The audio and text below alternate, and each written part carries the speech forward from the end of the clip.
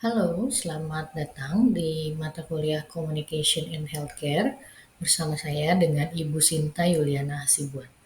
Hari ini kita akan mempelajari materi tentang komunikasi nonverbal dan juga kemampuan mendengar.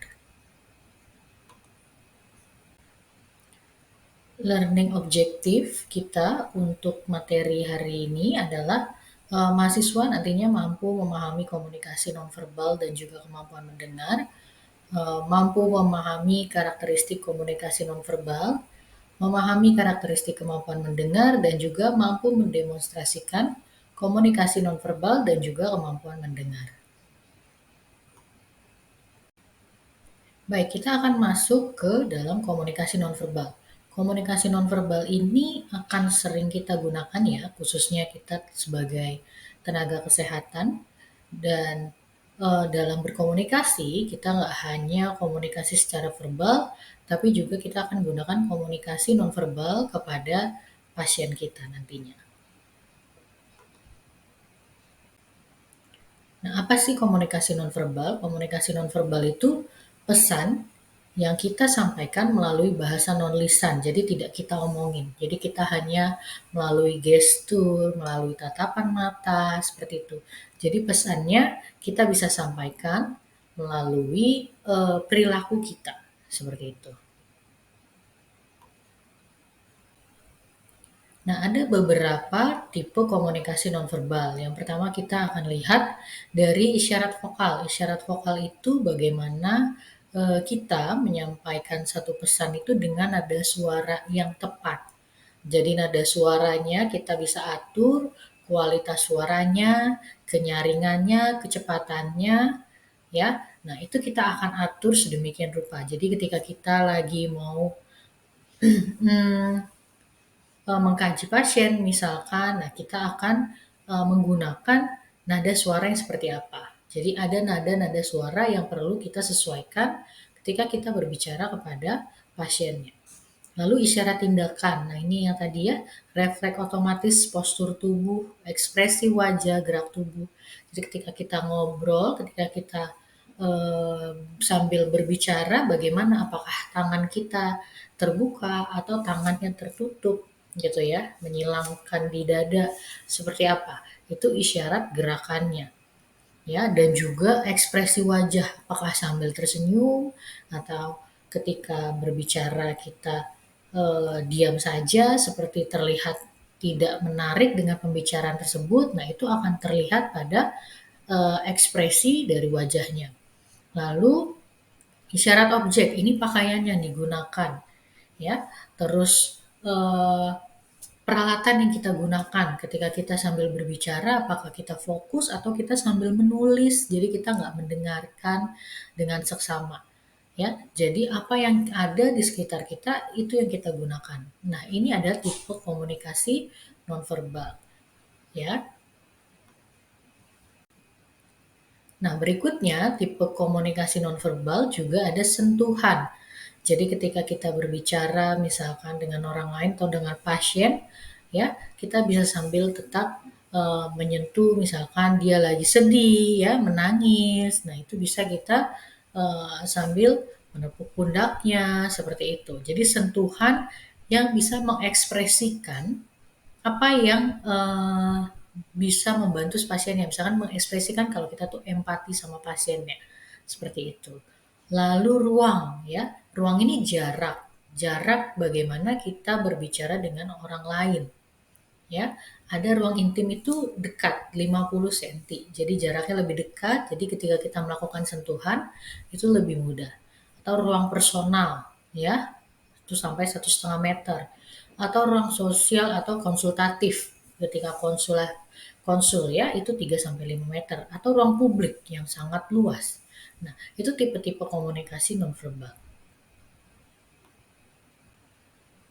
Nah, komunikasi nonverbal ini dipengaruhi oleh sosial budaya dan juga jenis kelamin. Karena tiap orang itu pasti punya budaya yang berbeda gitu ya. Jadi ketika misalkan kalau berbicara, ada seseorang yang sukanya kalau berbicara harus ditatap.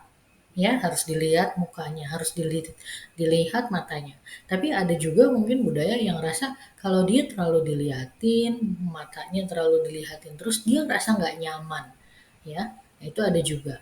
Dan juga jenis kelamin, seperti contohnya tadi kan ada komunikasi nonverbal itu sentuhan. Nah, mungkin ada juga yang nggak nyaman ketika nih perempuan, ya pasiennya misalkan terus perawatnya laki-laki dia menyentuh yang perempuan nggak nyaman, ngerasa nggak nyaman karena ada perbedaan jenis kelamin gitu. Dia nggak suka disentuh oleh yang berbeda jenis kelaminnya. Itu juga harus berhati-hati. Jadi ketika mau menyentuh pun kita tetap harus bertanya dulu, apakah bisa saya sentuh, apakah saya bisa pegang pundaknya, seperti itu. Jadi ada beberapa budaya ya yang juga perlu kita perhatikan ketika kita mau memberikan komunikasi nonverbal. Nah, komunikasi nonverbal itu bisa diinterpretasikan jadi dua hal, yaitu negatif dan juga positif. Yang negatif itu dari ekspresi, misalkan kita lagi berbicara, itu bisa terlihat kalau kita tuh nggak tertarik dengan obrolannya. Ya, terus nggak memberikan rasa hormat ketika kita berbicara dengan orang. Atau tadi yang sentuhan tadi bisa juga ditafsirkan sebagai oh ini dia mau melakukan tindakan pelecehan seksual atau apa, ya. Nah, itu bisa diartikan sebagai yang negatif, tapi bisa juga diartikan sebagai arti yang positif, ya, seperti ini mau menjalin kontak dengan pasien yang lebih dalam lagi, ya, dan ini mengkomunikasikan kalau dia peduli dan tertarik sama pasiennya, ya pasiennya juga akan menjadi merasa aman dan nyaman ketika berkomunikasi dengan perawat tersebut, merasakan empati dan rasa hormat dan juga ketulusan dari si perawatnya, seperti itu. Jadi ada dua hal ya yang bisa terjadi interpretasi dari komunikasi nonverbal. Maka itu ketika kita sedang berkomunikasi tetap harus diperhatikan komunikasi nonverbal atau dari yang tipe tadi, yang kelima tadi, ketika kita berbicara kepada seseorang. Sehingga dari komunikasi nonverbal yang kita tunjukkan itu bisa diinterpretasikan sebagai eh, komunikasi nonverbal yang positif. Nah, apa saja fungsi komunikasi? Nah, fungsi komunikasi ini menciptakan dan memelihara hubungan. Jadi bisa terjalin hubungan saling percaya antara pasien dan juga perawat. Ya, lalu mengatur interaksi. Jadi kita bisa berinteraksi dengan baik ke pasiennya, juga bisa mempengaruhi orang lain ketika kita berbicara, ya, dengan komunikasi kita ada komunikasi verbal dan nonverbal yang baik dan tepat dan diinterpretasikan sebagai komunikasi yang positif, ini kita bisa mempengaruhi orang lain. Atau mungkin menyembunyikan atau menipu bisa juga. Karena komunikasinya nonverbalnya bisa meyakinkan ya, jadi bisa juga menipu. Atau ini juga bisa jadi mengelola kesan pertama ketika kita berbicara dengan orang lain. Ya, makanya perlu diperhatikan ketika kita berbicara dengan orang lain baik secara verbal ataupun nonverbal. Nah, berikutnya kita akan membahas tentang kemampuan mendengar. Ya, dalam berkomunikasi kita nggak hanya terus-terusan kita yang berbicara, tapi juga kita akan belajar bagaimana kita bisa mendengarkan orang lain. Nah, mendengar ini merupakan proses yang aktif ya, bukan pasif.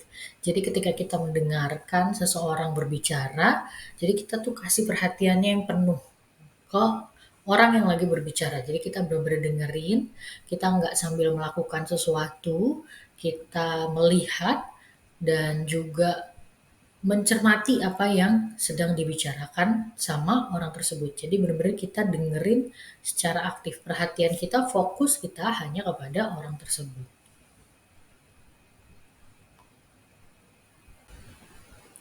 Nah, ada 5 hal dari komponen mendengar. Yang pertama, mendengar. Jadi kita benar-benar pasang telinganya, itu kita lihat dan kita dengarkan apa yang sedang disampaikan oleh orang tersebut. Terus hadir, jadi kita benar-benar dengerin jangan sambil bengong, melamun, entah kemana pikirannya, seperti itu. Tapi kita benar-benar pikirannya fokus juga ke orang tersebut. Jadi kita benar-benar mendengarkan dan hadir di dalam pembicaraan tersebut, ya. Terus memahami apa yang disampaikan. Jadi kita memahami apa yang dia sampaikan dan kita mengingat. Jadi ketika kita eh, dia bertanya, kita paham, kita tuh ingat apa yang dia sampaikan. Ataupun kalau kita mau mengulangi, mau memvalidasi, kita ingat apa yang akan kita ingat apa yang dia dia katakan gitu. Dan juga kita mampu menanggapi, merespon dari setiap pembicaraan yang sudah disampaikan. Jadi kita bisa merespon dengan baik, ada gestur ataupun bahasa nonverbal atau verbal yang bisa kita sampaikan. Oh iya, begitu ya. Terus apalagi, apalagi. Nah, seperti itu kita menanggapi setiap pembicaraan dari orang tersebut.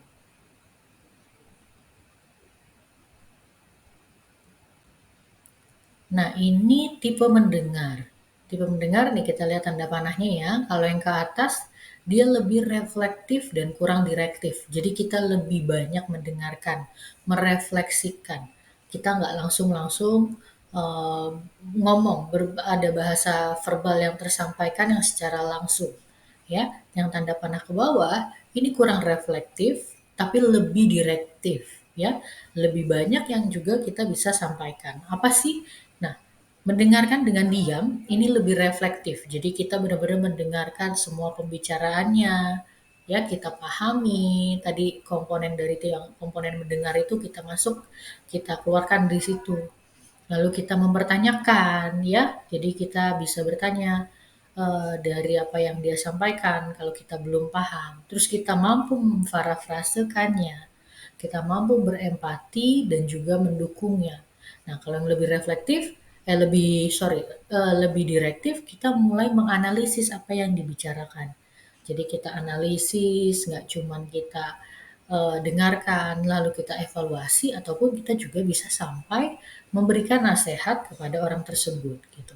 Jadi nggak hanya mendengarkan, tapi juga sampai memberikan nasihat. Nah, ini untuk yang tipe-tipe mendengar ya.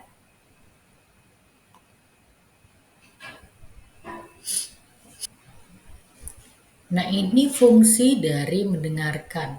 Jadi, ketika kita mendengarkan, nah ini mendengarkan tuh merupakan komponen yang penting dalam komunikasi. Ketika kita mendengarkan, itu akan ada dampak positif yang ditimbulkan. Jadi si pasiennya itu akan ngerasa dimengerti. Orang yang berbicara sama kita, ketika kita dengarkan benar-benar dengan seksama, itu akan merasa dimengerti. Ya, terus terlibat efektif dalam komunikasi. Jadi kita nggak cuman kita terus yang berbicara, tapi kita dengerin, itu termasuk salah satu komunikasi efektif ya, komunikasi yang terapeutik yang bisa berlangsung antara dua orang ya.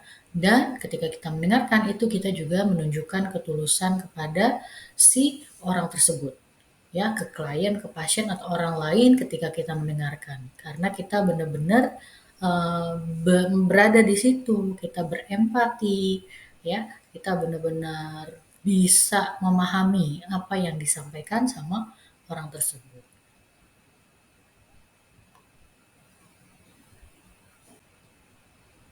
Ya, demikian materi kita pada kali ini, yaitu tentang kemampuan mendengar dan juga bahasa komunikasi nonverbal. Berharap materi yang disampaikan ini boleh dipahami dan juga dipraktekkan nantinya ketika kita akan berkomunikasi dengan orang lain, ya, baik itu ke teman ataupun juga ke pasien kita nantinya. Oke, sampai bertemu kembali. Tuhan Yesus memberkati.